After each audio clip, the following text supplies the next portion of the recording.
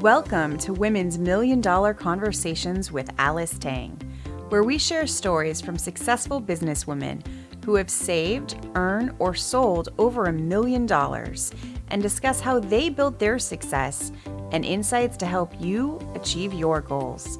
Now, let's join the conversation. Welcome, Celeste Mergens, the founder of Days for Girls. And I have this new friend for over 2 years, and her story about how she's helping the girls with things that later on she's going to share with you is noble. So Celeste, without further ado, would you tell us who you are and the organization you have founded? Yes, I'm the founder of Days for Girls International, and we help women and girls have access to menstrual care products and education. And that sounds like something we don't want to talk about, and certainly something small, but it turns out that it's global. The issue of not having what we need. There are actually over 500 million estimated women who lack what they need to care for their periods. Imagine lost opportunity, dignity, health, not being able to go to work, school. And today, thankfully, Days for Girls has reached over 2.8 million women and girls on 6 continents, which shows how global the need is. Very good. I recall when we first talked on the phone or through the Zoom meeting, can't remember which one is first. You've shared with me a very touching story when you were in Kenya. Would you share with us a little bit about that? And that probably is the determining factor that you have to fix it. That absolutely was. It was one of those aha moments that you don't see coming. Certainly, my first degree that I approached was electrical engineering. I wanted to be a scientist or an engineer. I wanted to maybe be a writer. I wanted to be lots of things, but global expert in sex and menstruation was never on that list. And what happened was I was doing sustainable development in a community in Kenya with a Friends Foundation, and was invited to see a health clinic near the slums of Kibera and to see later his orphanage that he supported. When I arrived, at first I didn't want to go. I was afraid it would break my heart, but I believe in saying yes. Of course, the children captured me and I was smitten and had to help bring sustainable solutions there too. Fast forward 1.5 years later, violence because of an election that was so close, it sparked violence. 500,000 people were displaced. And now we were getting calls that they were up to a reported 1,400 kids at a really crowded space. And I tried to imagine that even being possible. We sent the support we could, and then later learned that the girls were sitting on pieces of cardboard for days for menstrual care, even before the expansion of number of girls, missing school, not even able to take care of their personal needs. They sat on pieces of cardboard.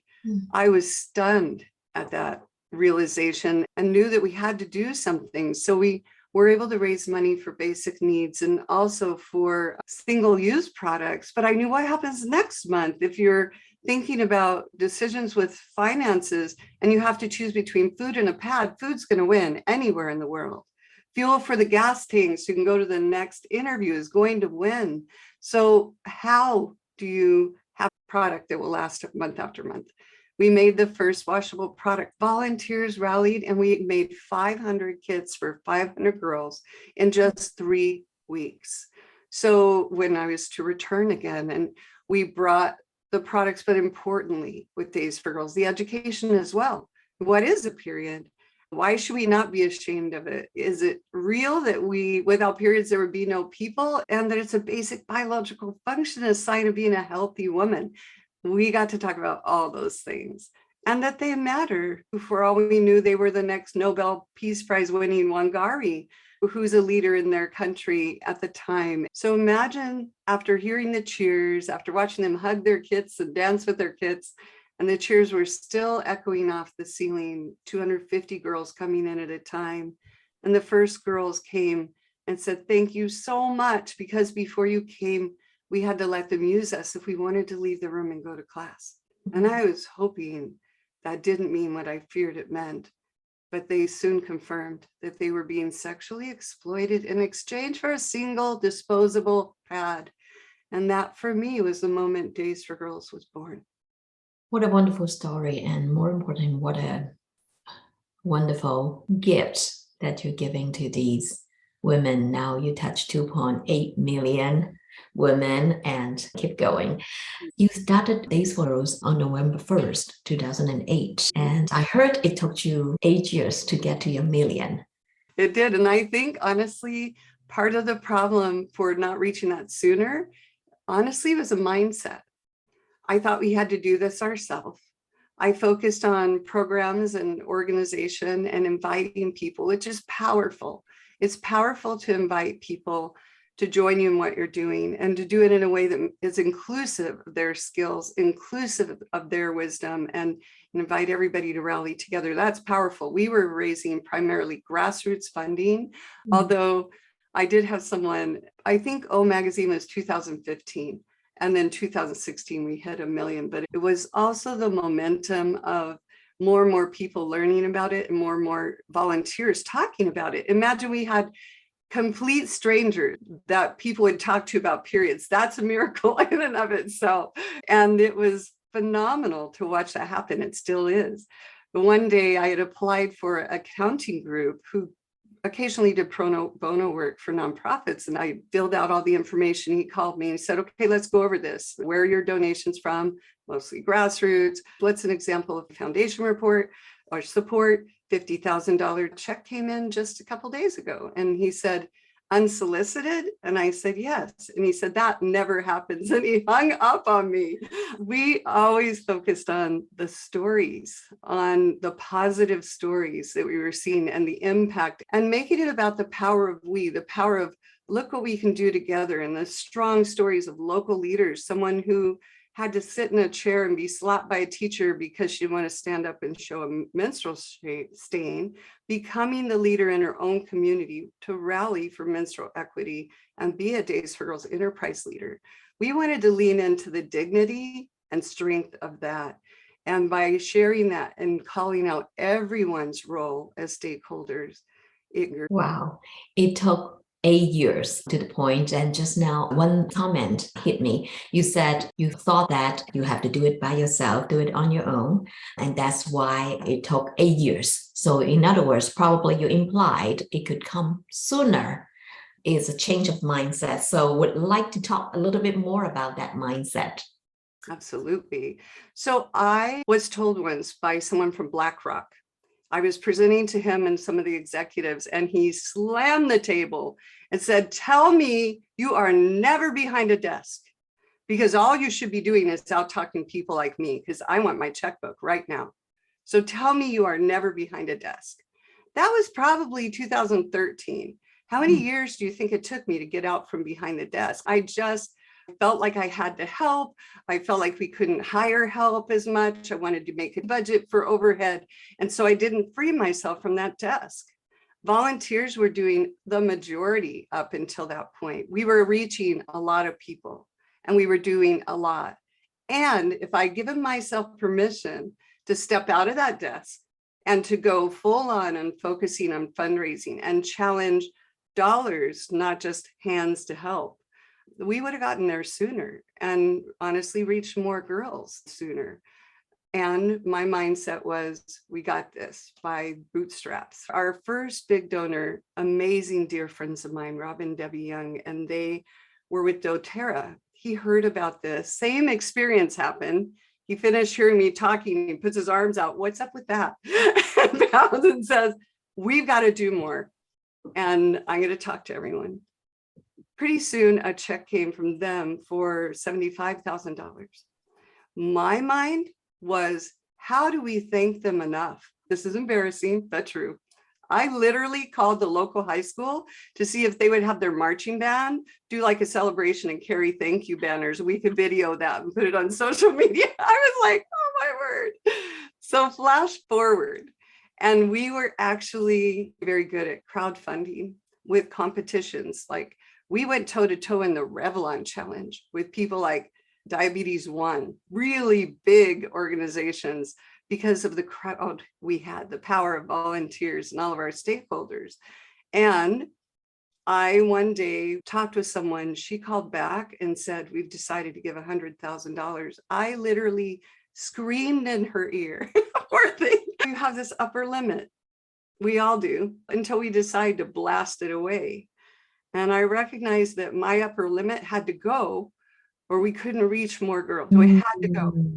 No more dime by dime, no more building the small tools. We need to build Red Cross big, meaning the resources and tools and platforms. And the next time we had a challenge, we were in second place. The stakes were high. Someone called and said we literally had 15 minutes left. A woman called, I think from Tennessee, and she said, I want to donate $10,000. If someone else matches 10,000, we could win this thing. So it's not even our core team. This is someone that just out of the blue calls in. I'm in an emergency situation with grandchildren. I'm standing there pushing a stroller. And the only person I could think of was my husband, Don. So I pick up the phone and say, Don, I have a proposal for you. He said, let me see if I've got this straight. And we rallied in the last few seconds, flew past and won the challenge. Over and over again, I witnessed the ingenuity of people when you challenge them, the ingenuity when you say, what if we did this? And the first response was often, we can't do that. You've got to be kidding. But over and over, what if? And what could you do and I do to make that happen? And sometimes they call you and say, I'm in for 100,000. Sometimes they call you while you're pushing a stroller and say, I'll come in for 10. And sometimes it's about sharing your vision.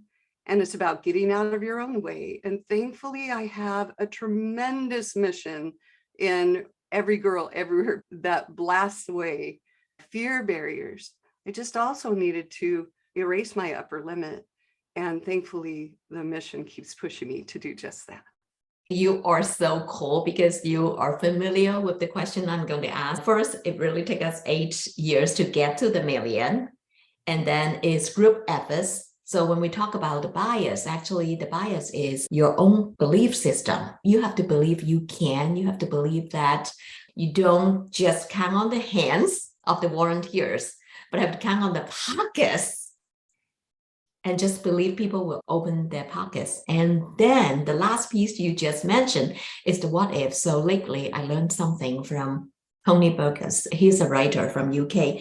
He said a lot of people would say, what if I fail? What if people hate me? What if I look like an idiot? What if? But flip that and ask, what if I look terrific? What if everybody loved my idea? What if I am excellent? And take away the what if. So minus the what if, I am terrific. I am excellent. People like me because past experience that support that. That is how we counter the limiting beliefs. I mean, we can group work, but more importantly, when you got 10 minutes to get to your level to beat somebody else, you need to make something happen. Exactly. It was remarkable. And even the people in the committee, the team were all cheering. They said the entire room was cheering to watch it go. Bloop. Where there are great difficulties, great possibilities happen. And I actually see another thing about this moment that you're talking about, and that is that actually our brain is working hard for us all the time, even when we're not trying. And I call it the lizard brain, that part of our brain, the amygdala, that's fight or flight. It always defaults to negative, unless you do what you just said, Alice, and you say, I am in positive frameworks. It takes you to the negative. It's automatic. That it's just looking out for you. It's just trying to keep you safe. We need to say, thank you, amygdala. I call it lizard brain because it scurries us under a rock at every shadow. And so that feeling of fear, my friend Jen Gottlieb says, fear is going to come along for the ride. So tell it to buckle up in the passenger seat, no touching the steering wheel, not even the radio, but come along because we're going to go. And really, if we just recognize we have that part of our brain that's going to assume the worst. It just is. And so we can question that. We can open back a moment. If someone sees us and they wave, they look right at us, we wave at them and they ignore us and walk on, then that negative bias will say, if it's a team member, great, they're mad at me, my boss is mad at me, my supporter is mad at me, when in truth, they might be thinking about a report that's coming up and just didn't really even see you. But we assume, and if we can do what you just said, be curious.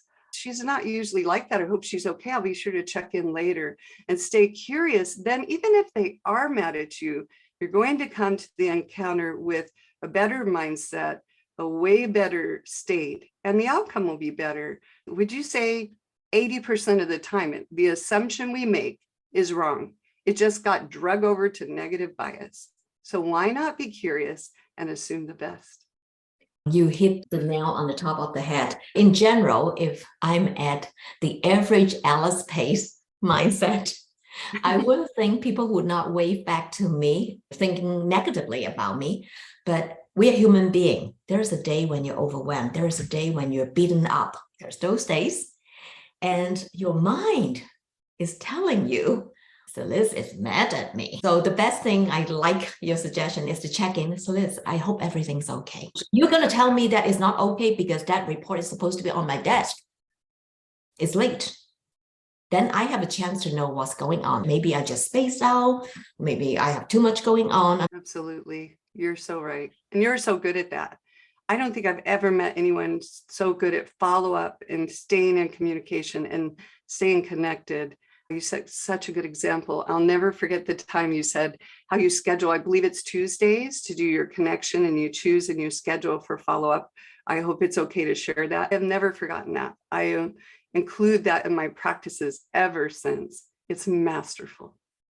Oh, great. What is the big one piece of good advice or very bad advice that made a very big impact to you? I'd say give up.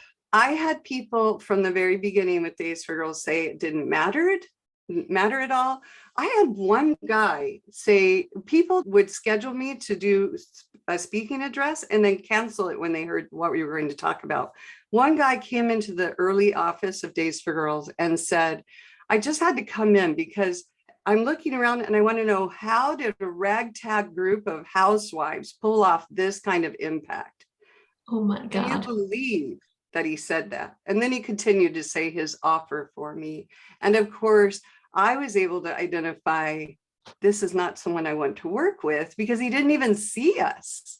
He came in with a lens that was, speaking of bias, and people saying, just give up.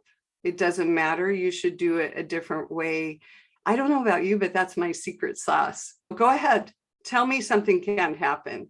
And if I can already see it, look out. I haven't received a big challenge like you building your organization, but I can tell you in my most difficult time in my life, people said, you're not going to make it. And I just used that as an insurance policy. I'm going to prove that you're going to be wrong. Even with my last breath, even I'm crawling, I'm going to get there. I'll crawl there. When you hit 2 million, how does it make you feel at the time? How did you feel? And what did you do? We have something that we do whenever a big donation comes in. I have just a year ago stepped down from my day-to-day CEO position and shown that the organization could still thrive with resilience. So I'm not ringing the bell anymore, but this is what we did. When a very large, I still get to celebrate with them though. When a very large donation came in, that it actually didn't even have to be very large, it was something advanced with Days for Girls, some big new milestone happened, then we would do this. We would use a school bell to symbolize a school bell, all those that could stay in school now, all those that could go to work now, and just really picture the people being reached and the communities being reached. And that is our celebration. And I feel like personally, it's just so important to call your mountains A-level achievers. Don't need to be driven to accomplish something. But what we do sometimes, at least for me, I had to learn to stop and acknowledge that we just took a mountain. Can we just stop for a moment and go, look what you did before we charge down to the next mountain? Let's just pause for a moment and then run on, because it recharges you for the next run, right? And so this bell was part of taking the mountain. Oh, pause and recognize and celebrate that you have climbed the mountain before you go to the next one. So it's so important. You talk about the brain. I don't know enough about my brain, but I also know that if I do not create a strong memory, when I'm in the toughest time, I don't have enough reference to tell myself that I can.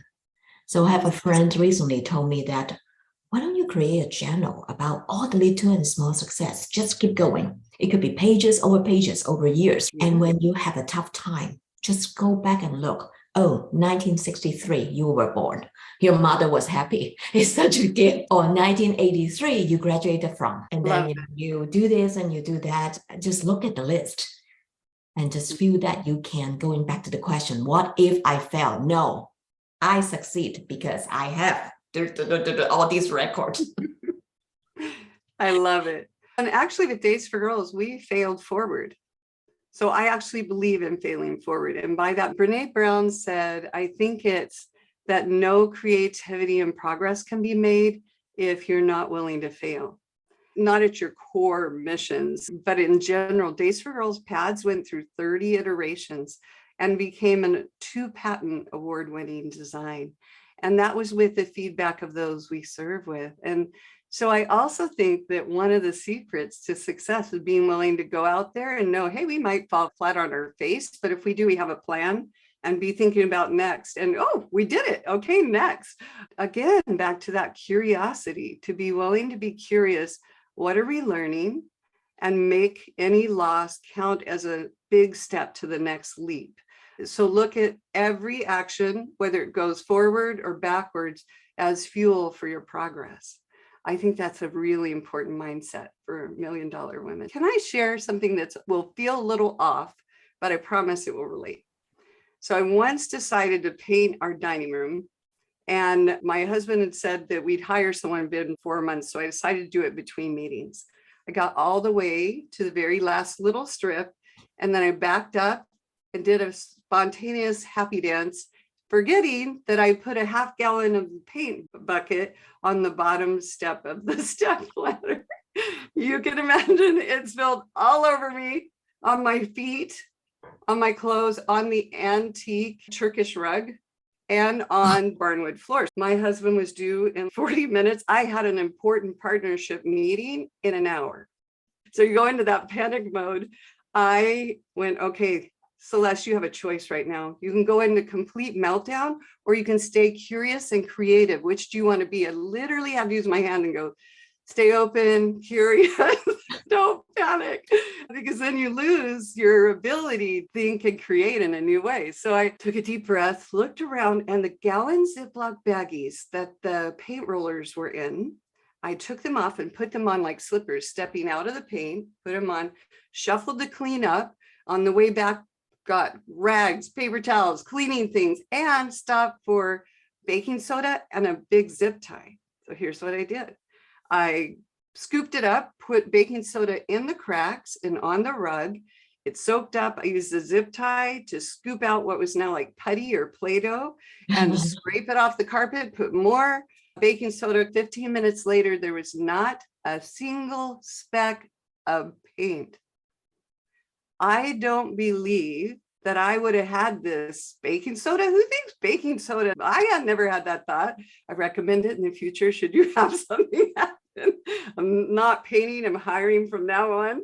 But I actually have witnessed that when we allow ourselves to stay curious, amazing things happen. So when we are in a crisis where it's, oh man, if we can get our whole team to shift to, okay, wow, with big challenges come big opportunities. I'm really curious what we're going to do. Do you have any ideas? And not make people wrong, but invite them. Hey, it's okay to get wacky because we fail forward around here. We're creative. Let's get curious. Then you can stay open and create brand new solutions. This is a super memorable story I could personally retell in my Chinese English. Let's recap. Where it comes with huge challenges or difficulty, there is always opportunities. And our mind, our human mind, is a sophisticated machine. It's either in a panic crisis mode or in a curiosity mode. I also heard from a psychology PhD, and she said fear and curiosity cannot coexist. It's either or.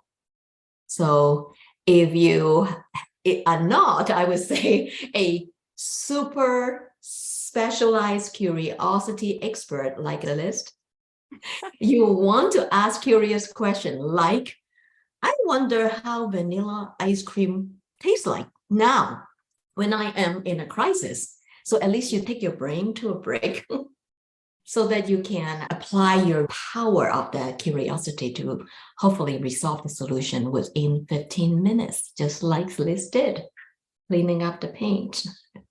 Yeah. Well, this is Woman Million Dollar Conversation. Of course, we would not finish it until we ask the question, what is the value of money for Celeste? Okay, a dear friend, Len Twist, who wrote the book, The Soul of Money, amazing book. She says in it that money is not something we have to grasp with both hands. It's not something we need to be concerned about or hoard. It is a resource that flows through our lives to create, to make the life we so yearn for ourselves and for others. It's a resource like energy and thought. It's just this resource that flows. So if we're in that state with it, if we are good, it does more good. If we are generous, it does more generosity. If we are creative, it does more creating. So my hope and why I really love the abundance that I'm so blessed to have in my life, and that Days for Girls is so blessed to have, is because you just get to create more. You just get to do more. And for me personally, it helps me to show up for my purpose in life, for that beautiful feeling you have. This is what I want to create more in the world. And for me, that's helping people know how amazing they are. For me, that's helping people show up and make the difference, be the difference, and know that there's all the hope in the world if we just come together for amazing shifts that look impossible to happen because we came together. The more resources I have, the more I get to step up in my purpose. So now the upper limit is gone. Bring it on, because I want to be partnered with everyone I can to be the change we so need to be in this world. Beautifully said. Last question, what are you grateful for today? Oh, so much. My amazing family, the amazing network of Days for Girls, and that I have a book coming out, and that there's sunshine outside. Those are just the top things that come to mind. And a beautiful Turkish antique rug still intact. Yes, exactly. And that could have gone a completely different way. That's right. Thank you so much, Celeste, for sharing some time with us. We appreciate your presence today. Lots of story, lots of lessons. Be creative. See challenges as opportunities. Just go. Money is the resource, right? To create hope and create experience for people who is near you or for the next generations. Keep going. Bring it on. Thank you, Celeste. Thank you. This has been delightful.